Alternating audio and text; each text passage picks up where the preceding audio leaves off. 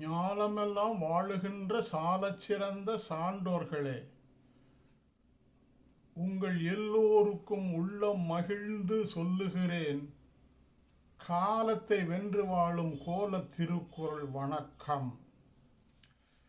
நான் பேராசிரியர் வே. அரங்கராசன், முன்னாள் தமிழ்துறை தலைவர், கோ. வெங்கடசுவாமி நாயுடு கல்லூரி, கோவில்பட்டி.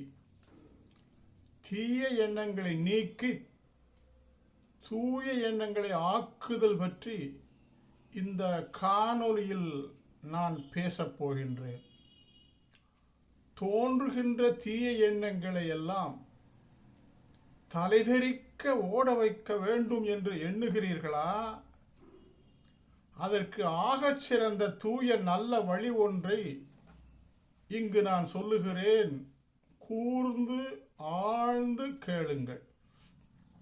அரண் வலியுறுத்தல் என்னும் 4வது அதிகாரத்தில் உள்ள 34வது குறளில் முதல் பகுதியாக அமைந்துள்ள நாற்சீர் அடியான மனத்துக்கண் மாசீலன் ஆதல் அனைத்து அரண் என்னும் அடியினை மீண்டும் மீண்டும் மனத்திற்குள் சொல்லிக்கொண்டே இருங்கள்.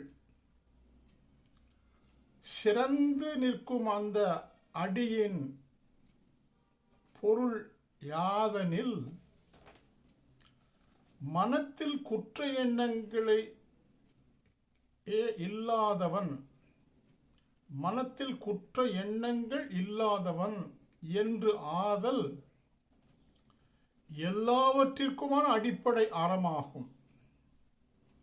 இந்த அரிய அறவியல் கருத்தினை தாங்கி இருக்கின்ற மனத்துக்கண் மாசீலன் ஆதல் அனைத்தரன் என்னும் இந்த அடியை, மனத்துக்கண் மாசீலன் ஆதல் அனைத்து அரண், மனத்துக்கண் மாசீலன் ஆதல் அனைத்து அரண், மனத்துக்கண் மாசீலன் ஆதல் அனைத்து அரண் என்று மீண்டும் மீண்டும் மனத்திற்குள் சொல்லிக்கொண்டே இருங்கள். அவ்வாறு சொல்லிக்கொண்டிருக்கும் போதே தோன்றிய தீய எண்ணங்களெல்லாம் மனத்திலிருந்து வெளியேறி தலைதெறிக்க ஓடும். தூய எண்ணங்கள் எல்லாம் மனத்திற்குள் வந்து கூடும். அதன்பின் மனம் மகிழ்ச்சியை சூடும். மகிழ்ந்து மனம் சிந்து பாடும். அமைதி மனத்தை நாடும். தீய எண்ணங்கள் நீங்கிய மனம் தூய மனமாக மாறும். தூய மனத்திலிருந்து பிறக்கும் சொற்கள் எல்லாம் தூய சொற்களாக பிறக்கும். தூய எண்ணங்களால் தூய சொற்கள் பிறக்கும். அவற்றால் செய்யும் செயல்களும் தூய செயல்களாகவே அமையும். எனவே தீய எண்ணங்களை தலைதெறிக்க ஓட வைப்போம். தூய எண்ணங்களை சேர்த்து வைப்போம். தூய சொற்களை தேர்ந்து சொல்லுவோம். தூய செயல்களை ஆராய்ந்து செய்வோம்.